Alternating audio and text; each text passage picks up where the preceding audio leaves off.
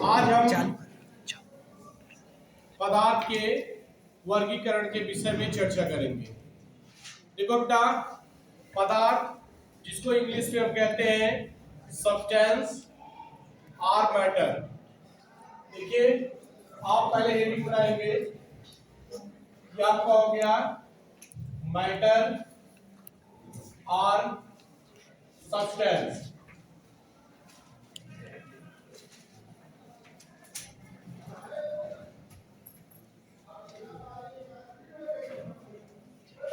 देखिए, दुनिया की कोई भी वस्तु जो स्थान घेरती है, जिसमें भार होता है तथा जो अपनी संरचना में परिवर्तन का विरोध करता है, उसे हम पदार्थ कहते हैं। परिभाषा ध्यान से सुनेंगे आप लोग।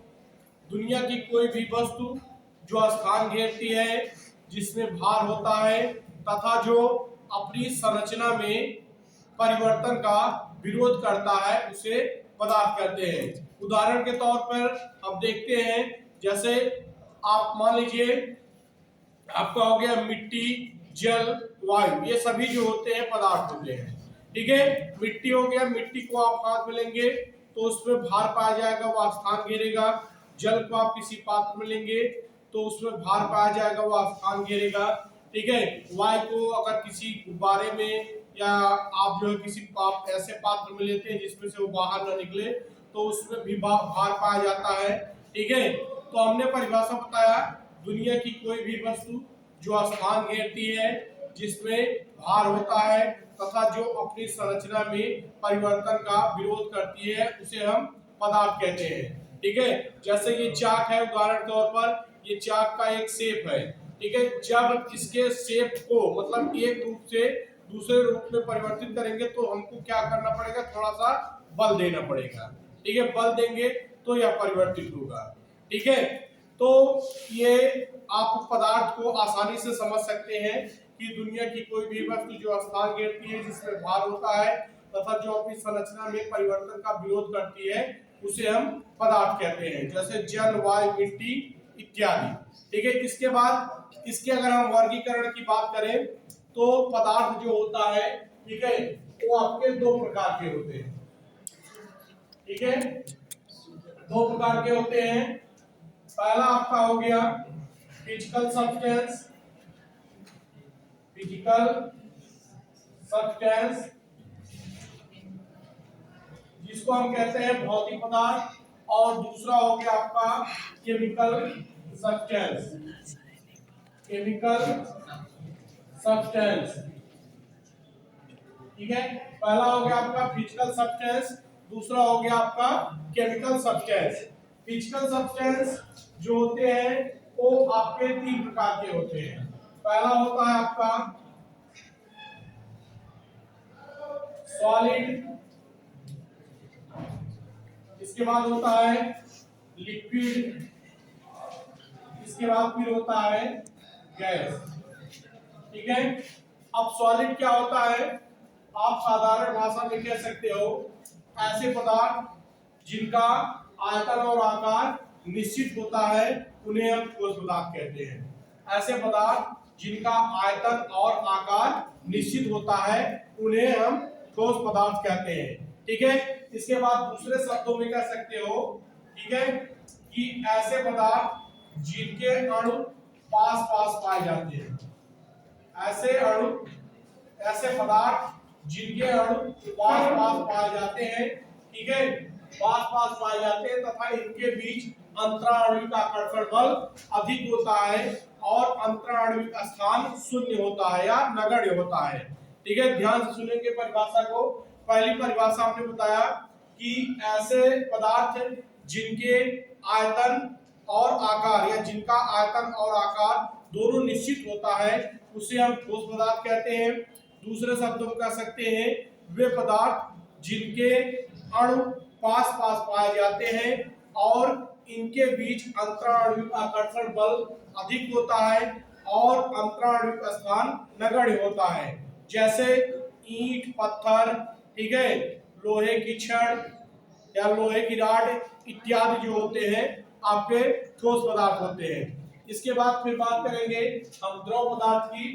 तो द्रव पदार्थ जो होते हैं ऐसे पदार्थ होते हैं, ठीक है, जिनका आकार अनिश्चित होता है लेकिन आयतन निश्चित होता है।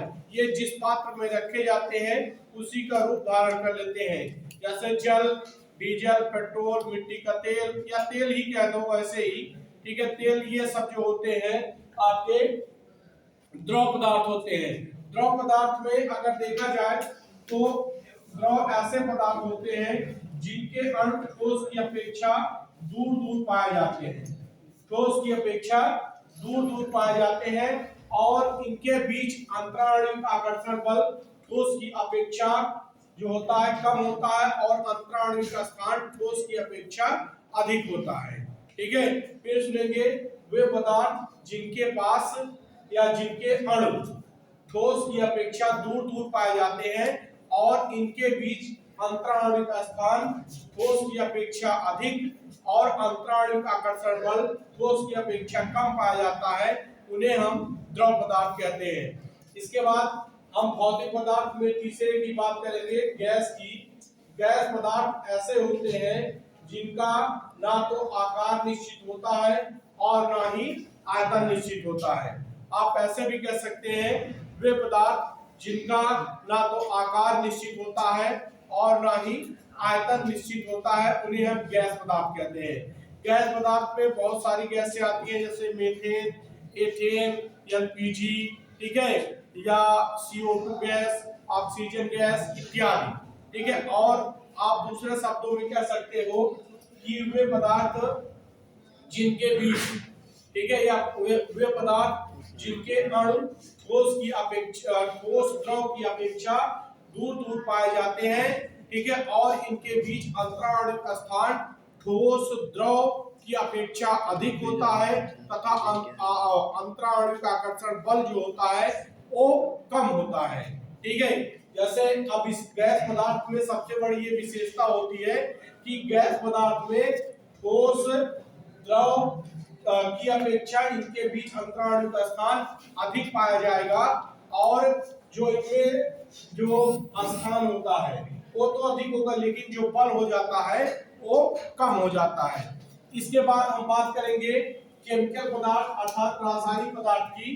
तो रासायनिक पदार्थ जो होते हैं वो दो प्रकार के होते हैं, एक तो होता है आपका प्योर सब्सटेंस और दूसरा होता है इम्प्योर सब्सटेंस।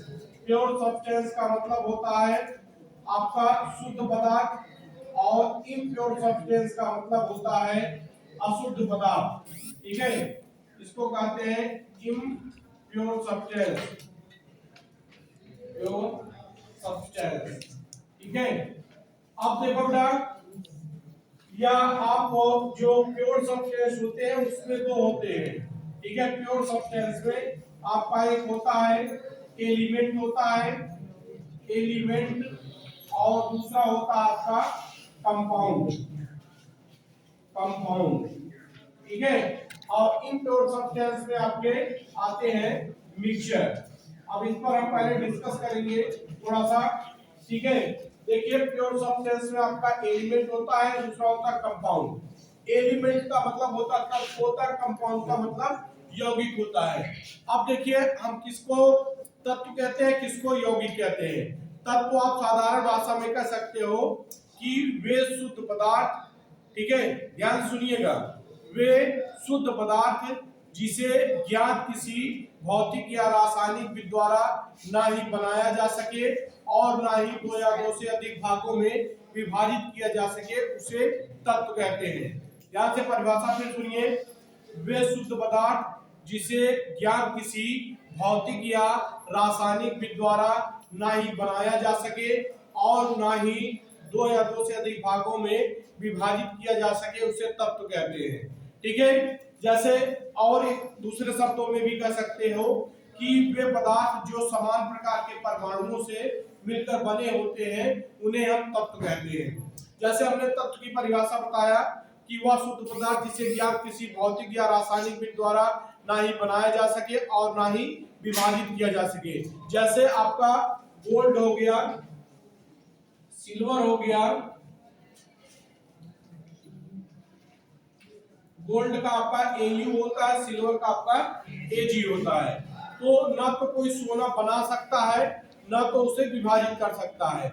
ऐसे ही नाइट्रोजन होता है, ऑक्सीजन होता है, ठीक है। यह हमने तो जो दूसरी परिभाषा बताई कि जो समान प्रकार के परमाणुओं से मिलकर बने होते हैं, ठीक है, उन्हें हम जो एलिमेंट अर्थात तत्व कहते हैं, ठीक है। जैसे अगर ऑक्सीजन है तो उसमें ऑक्सीजन के परमाणु पाए जाएंगे, नाइट्रोजन है तो उसमें नाइट्रोजन के, ठीक है, या फिर कार्बन है तो कार्बन के परमाणु पाए जाएंगे, ठीक है। अब ऐसे ही बात करते हैं हम कंपाउंड की।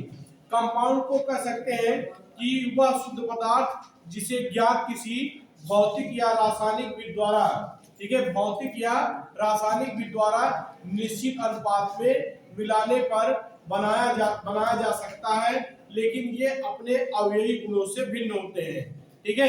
या ऐसे कह सकते हो कि वे पदार्थ जो भिन्न भिन्न प्रकार के परमाणुओं से मिलकर बने होते हैं उन्हें हम यौगिक कहते हैं, ठीक है। जैसे उदाहरण में आपका हो गया H2O।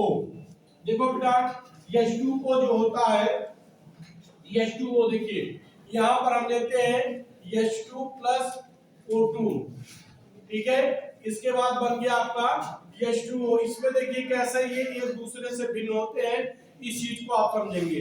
देखिए जो हाइड्रोजन होता है वो स्वयं जलता है, और जो ऑक्सीजन होता है वो किसी पदार्थ को जलाने में सहायक होता है, ठीक है। कोई भी पदार्थ हो तो वह बिना ऑक्सीजन के जल ही नहीं सकता, ठीक है। अगर ऑक्सीजन की मात्रा पाई जाएगी तभी वह पदार्थ जलेगा, अगर ऑक्सीजन की मात्रा नहीं होगी तो वह नहीं जलेगा। हाइड्रोजन जो होता है वो स्वयं जलता है, ऑक्सीजन जो होता है जलने में सहायक होता है। देखिए हाइड्रोजन और ऑक्सीजन के मिलने से ही H2O का निर्माण होता है, लेकिन ये जो होता है आग को बुझा देता है।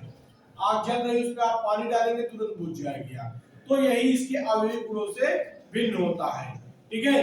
हमने आपको बताया कि वह शुद्ध पदार्थ जिसे ज्ञात किसी भौतिक या रासायनिक विधि द्वारा निश्चित अनुपात में मिलाने पर बनाया जा सकता है, परंतु ये अपने अवयवी गुणों से भिन्न होते हैं, ठीक है। उसे हम क्या कहते हैं, यौगिक कहते हैं। या फिर दूसरे शब्दों में कह सकते हो कि वे पदार्थ जो भिन्न भिन्न प्रकार के परमाणुओं से, भिन्न भिन्न प्रकार के परमाणुओं का मतलब हाइड्रोजन का हो गया और ऑक्सीजन का हो गया, हाइड्रोजन के परमाणु हो गए और ऑक्सीजन के परमाणुओं से मिलकर जो बने होते हैं उनको हम क्या कहते हैं, कंपाउंड कहते हैं, ठीक है। तो अब देखिए जो आपका एलिमेंट होता है, जो आपका तत्व होता है वो दो प्रकार का होता है। एक तो आपका मेटल होता है, दूसरा होता है नॉन मेटल, ठीक है। मेटल और दूसरा होता है आपका नॉन मेटल। मेटल अगर हम तत्व का वर्गीकरण करेंगे तो उसमें होता है, एक आपका मेटल होता है, दूसरा होता है नॉन मेटल। मेटल का मतलब होता है धातु और नॉन मेटल का मतलब होता है अधातु। धातु किसे कहते हैं, पहले साधारण भाषा में आप इसको समझेंगे, ठीक है। आप क्या कहेंगे कि वे तत्व जो सामान्य रासायनिक अभिक्रिया में अपने परमाणुओं से एक या एक से अधिक इलेक्ट्रॉन त्याग कर धनायन बनने की प्रवृत्ति रखते हैं उन्हें हम धातु कहते हैं। ध्यान से सुनना, वे तत्व जो सामान्य रासायनिक अभिक्रिया में अपने परमाणुओं से एक या एक से अधिक इलेक्ट्रॉन त्याग कर धनायन बनने की प्रवृत्ति रखते हैं उन्हें हम धातु कहते हैं। उदाहरण में जैसे हम आपको एक बता रहे हैं, जैसे आपका सोडियम हो गया, ये आपका सोडियम है, ये सामान्य रासायनिक अभिक्रिया कर रहा है, एक इलेक्ट्रॉन को ये त्याग रहा है तो एक इसमें धन चार्ज आ गया। आपका पोटेशियम है, एक इलेक्ट्रॉन को त्यागता है, ठीक है, ये एक इलेक्ट्रॉन को त्यागेगा तो एक इस पर धन चार्ज आ जाएगा, ठीक है। और आपका कैल्शियम है, ठीक है, ये क्या करेगा, दो इलेक्ट्रॉनों को त्यागेगा तो कैल्शियम पर दो पॉजिटिव चार्ज होता है, ठीक है, दो इलेक्ट्रॉनों को ये त्याग रहा है। तो परिभाषा को ध्यान से सुनेंगे कि वे तत्व जो सामान्य रासायनिक क्रिया में अपने परमाणुओं से एक या एक से अधिक इलेक्ट्रॉन त्याग कर धनायन बनने की प्रवृत्ति रखते हैं उन्हें तत्व कहते हैं, ठीक है। आप दूसरे शब्दों मेटल मतलब धातु कहते हैं, दूसरे शब्दों में नॉन मेटल मतलब अधातु होता है। अधातु क्या होता है, आप आसानी से इसको भी समझेंगे कि वे तत्व जो सामान्य रासायनिक क्रिया में अपने परमाणुओं में एक या एक से अधिक इलेक्ट्रॉन ग्रहण करके ऋणायन बनने की प्रवृत्ति रखते हैं, उन्हें हम क्या कहते हैं? आधात कहते हैं। जैसे उदाहरण में आपका हो गया, देखो जैसे क्लोरीन हो गया, ये क्या करेगा? एक इलेक्ट्रॉन को त्यागेगा, एक माइनस चार्ज आ गया। ब्रोमीन हो गया, एक इलेक्ट्रॉन को ग्रहण किया, एक माइनस चार्ज आ गया इसके ऊपर, ठीक है। आपका आयोडीन हो गया, एक इलेक्ट्रॉन को ग्रहण करेगा, एक इलेक्ट्रॉन को जब ग्रहण करता है एक इस पर माइनस चार्ज आ जाता है। तो परिभाषा आप यही कहेंगे कि वे तत्व जो सामान्य रासायनिक क्रिया में अपने परमाणुओं में एक या एक से अधिक इलेक्ट्रॉन ग्रहण करके ऋणायन बनने की प्रवृत्ति रखते हैं, उन्हें हम क्या कहते हैं? आधात कहते हैं। दूसरी बात यह है कि जो धातुएं होती हैं, धातुओं में तन्यता का गुण पाया जाता है। धातुओं को हम तार के रूप में परिवर्तित कर सकते हैं और अधातुओं में तन्यता का गुण नहीं पाया जाता है। इसके बाद पारे को छोड़कर, पारा जो एक होता है, पारा एक ऐसी धातु है जो कि द्रव अवस्था में पाया जाता है, बाकी सभी धातुएं जो होती है वो ठोस अवस्था में पाई जाती है। और जो अधातुएं होती हैं वो ठोस, द्रव, गैस, वो तीनों अवस्थाओं में पाई जाती है, ठीक है। इसके बाद धातुओं को टकराने पर ध्वनि उत्पन्न होता है और अधातुओं को टकराने पर ध्वनि उत्पन्न नहीं होता है, ठीक है। इसके बाद फिर जो है हम बात करेंगे, धातुएं जो होती हैं, धातुओं में एक विशेष प्रकार की चमक पाई जाती है, ठीक है, जिसको हम धात्विक चमक कहते हैं। धातुओं में एक विशेष प्रकार की चमक पाई जाती है जिसे हम धात्विक चमक कहते हैं। अधातुओं में हीरा, ग्रेफाइट, आयोडीन को छोड़कर अन्य अधातुओं में कोई चमक नहीं होती है। धातुओं का जो गलनांक होता है और क्वथनांक जो होता है वो उच्च होता है। धातुओं का गलनांक तथा क्वथनांक उच्च होता है, अधातुओं का गलनांक तथा क्वथनांक कम होता है, ठीक है। धातुएं विद्युत और उष्मा की सुचालक होती है। जो धातुएं होती हैं वो विद्युत तथा उष्मा की सुचालक होती है और जो अधातुएं होती हैं वो विद्युत तथा उष्मा की कुचालक होती है, ठीक है। इसके बाद फिर बात करेंगे धातु और धातु के, मतलब धातु और आधात के अलावा एक होता है उपधात, ठीक है। उपधात क्या होता है उसको सुन लो आप थोड़ा सा। उपधात हम किसे कहते हैं? शायद एकदम आसान परिभाषा, एक बार में ही आपको समझ में आ जाएगा। आप ऐसे कहेंगे वे तत्व जिनमें धातु और आधात दोनों के गुण पाए जाते हैं, ठीक है। वे तत्व जिनमें धातु तथा आधात दोनों के गुण पाए जाते हैं उनको हम क्या कहते हैं? उपधात, ठीक है। जैसे एंटीमनी, आर्सेनिक, ये परिभाषा समझ में आ गई होगी। वे तत्व जिनमें धातु तथा आधात दोनों के गुण पाए जाते हैं उन्हें हम उपधात कहते हैं, ठीक है। जैसे एंटीमनी, आर्सेनिक, ठीक है। इसके बाद फिर हम बात करेंगे, उपधात के बाद फिर हम बात करते हैं, एक होता है मिश्र धात, ठीक है। मिश्र धात क्या होता है? जैसे आप कह सकते हैं कि दो या दो से अधिक धातुओं के, ठीक है, दो या दो से अधिक धातुओं के सामांगी मिश्रण को मिश्र धात कहते हैं। दो या दो से अधिक धातुओं के सामांगी मिश्रण को हम क्या कहते हैं? मिश्र धात कहते हैं। जैसे पीतल हो गया, रोल गोल हो गया, ठीक है, या कांसा हो गया, ये सब इत्यादि जो होते हैं आपके मिश्र धातु होते हैं, ठीक है। अब बात करेंगे हम ये जो कंपाउंड होता है, कंपाउंड के वर्गीकरण की बात करें तो कंपाउंड जो होते हैं बेटा, कंपाउंड दो प्रकार के होते हैं। इसमें एक को होता है आपका ऑर्गेनिक कंपाउंड और दूसरा होता है इनऑर्गेनिक कंपाउंड। ऑर्गेनिक कंपाउंड की अगर हम बात करें, ठीक है, ऑर्गेनिक कंपाउंड मतलब जो होता है, आप ऐसे कह सकते हो कि वे यौगिक जिनमें कार्बन की मात्रा पाई जाती है उन्हें हम ऑर्गेनिक कंपाउंड कहते हैं। परिभाषा ध्यान सुनिए, वे यौगिक जिनमें कार्बन की मात्रा पाई जाती है उन्हें हम कार्बनिक यौगिक कहते हैं। उदाहरण के तौर पर जैसे आपका मेथेन हो गया, आपका एथेन हो गया, ग्लूकोज हो गया, ठीक है, ये इनका सूत्र होता है। मेथेन का CH4 होता है, एथेन का C2H6 होता है, ग्लूकोज का C6H12O6 होता है। ये सभी जो होते हैं आपके कार्बनिक यौगिक होते हैं, ठीक है। इसके अलावा भी कार्बनिक यौगिक होते हैं और बहुत सारे उदाहरण है, ठीक है। और अकार्बनिक यौगिक क्या होता है? आप ऐसे कह सकते हो, ठीक है, कि वे पदार्थ जिनमें वे पदार्थ जिनमें कार्बन की मात्रा नहीं पाई जाती है उन्हें हम अकार्बनिक यौगिक कहते हैं। ठीक है, ध्यान सुनो, वे पदार्थ जिनमें कार्बन की मात्रा नहीं पाई जाती है, ठीक है, उन्हें अकार्बनिक पदार्थ कहते हैं। उदाहरण में जैसे देखो H2O हो गया, H2O हो गया, इसमें हाइड्रोजन है, ऑक्सीजन है, कार्बन की मात्रा नहीं है। ठीक है, इसके बाद NaCl हो गया, ठीक है, HCl हो गया, ठीक है, NaCl, इसमें भी कार्बन की मात्रा नहीं है, Cl इसमें भी नहीं, H2SO4 हो गया, ठीक है, NH4 हो गया। ये सभी जो होते हैं आपके अकार्बनिक जो है साल्ट होते हैं या अकार्बनिक पदार्थ होते हैं। ठीक है, ऐसे ही हम बात करेंगे मिश्रण की या इम्प्योर सब्सटेंस की। ठीक है, मिश्रण क्या होते हैं आप इसको ध्यान देंगे। ठीक है, मिश्रण आपके दो या दो से अधिक पदार्थों को किसी भी अनुपात में मिलाने पर जो पदार्थ जो प्राप्त होता है, जो पदार्थ, उसे हम मिश्रण कहते हैं। ध्यान सुनिए, दो या दो से अधिक पदार्थ को किसी भी अनुपात में मिलाने पर जो प्राप्त होता है उसे हम मिश्रण कहते हैं। ठीक है, बात समझ गए होंगे। जैसे चीनी और पानी का मिश्रण, तेल और पानी का मिश्रण, ठीक है, या फिर आप लकड़ी और बालू का मिश्रण, ऐसे बहुत सारे मिश्रण हैं। ठीक है, जिसको आप मिलाने पर दो या दो से पदार्थों को, दो या दो से अधिक पदार्थों को आप मिलाते हैं तो मिश्रण प्राप्त होता है। देखो, मिश्रण जो होते हैं वो दो प्रकार के होते हैं। एक तो होता है आपका होमोजीनियस, ठीक है, होमोजीनियस, दूसरा होता है हेट्रोजीनियस। होमोजीनियस, ठीक है, होमोजीनियस की बात करें तो हिंदी में उसको कहते हैं सामांगी, सामांगी, ध्यान सुनिएगा। हेट्रोजीनियस या विषमांगी, सामांगी विषमांगी नाम से यह स्पष्ट है। सामांगी मतलब जिसमें अणु समान हो, मिलने पे अणु समान हो जाए।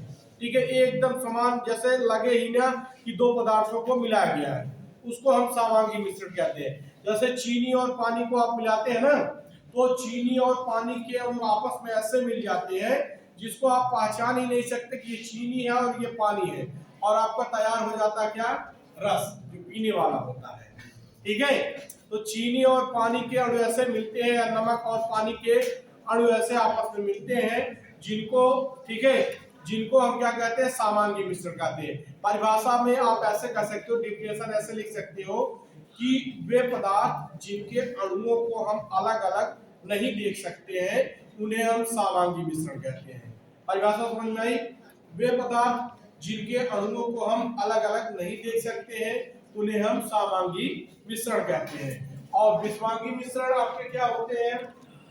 विषमांगी मिश्रण आप ऐसे कह सकते हो, ठीक है, वे पदार्थ जिनके अणुओं को, ठीक है, या जिन पदार्थों को मिला के बनाया जा सकता है उनको हम अलग अलग देख सकते हैं। ठीक है, नग्न आंखों से, ऐसे सूक्ष्मदर्शी की सहायता से नहीं, ठीक है, इलेक्ट्रॉन सूक्ष्मदर्शी की सहायता से नहीं, केवल नग्न आंखों से, ऐसे आंखों से जैसे जिनके अणुओं को आप अलग अलग देख सकते हैं उन्हें हम विषमांगी मिश्रण कहते हैं।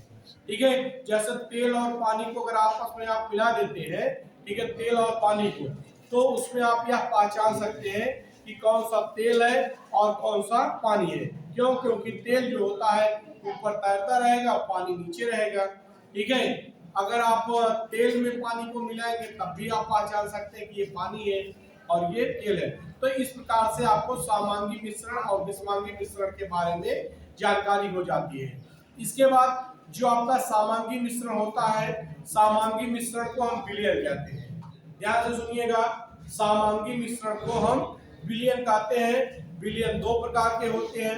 एक होता है विलयन, ऐसे भी कह सो, विलयन दो पदार्थों से मिलकर बना होता है। एक होते हैं विलेय और दूसरे होते हैं विलायक। ठीक है, विलेय होता है और दूसरा होता है विलायक। विलयन के दो भाग होते हैं, विलेय और दूसरा विलायक। विलेय क्या होता है, ठीक है, उसको सुनेंगे आप। विलेय आप उस पदार्थ को कह सकते हो, ठीक है, जो पदार्थ विलयन में घोला जाता है। विलयन में जिस पदार्थ को हम बोलते हैं उसे हम विलेय कहते हैं। ठीक है, और ठीक, और इसके बाद जिस पदार्थ में विलेय पदार्थ को घोला जाता है उसको हम विलायक कहते हैं। या दूसरे शब्दों में आप ऐसे कह सकते हो, विलयन में जिसकी मात्रा कम होती है, विलयन में जिसकी मात्रा कम होती है उसको हम विलेय कहते हैं, और विलयन में जिसकी मात्रा अधिक होती है उसको हम विलायक कहते हैं। ठीक है, तो उदाहरण के तौर पर आपको हम बता रहे हैं, जैसे चीनी और पानी। चीनी और पानी आप लेते हैं तो चीनी का जो मात्रा होता है पानी में आप कम घोलते हैं। ठीक है, तो वह जो होता है चीनी जो होती है वो विलेय हो जाती है, और पानी जो होता है विलायक हो जाता है, और चीनी और पानी को मिलाने पर विलयन प्राप्त हो जाता है। ठीक है, तो इस प्रकार से आप पदार्थ के वर्गीकरण को समझ सकेंगे। पदार्थ जो होते हैं वो दो प्रकार के होते हैं, एक भौतिक पदार्थ होता है, दूसरा रासायनिक पदार्थ। भौतिक पदार्थ में आपके ठोस, द्रव, गैस होता है, और रासायनिक पदार्थ में आपके शुद्ध पदार्थ होते हैं, अशुद्ध पदार्थ होते हैं। शुद्ध पदार्थ में आपका तत्व होता है, यौगिक होता है।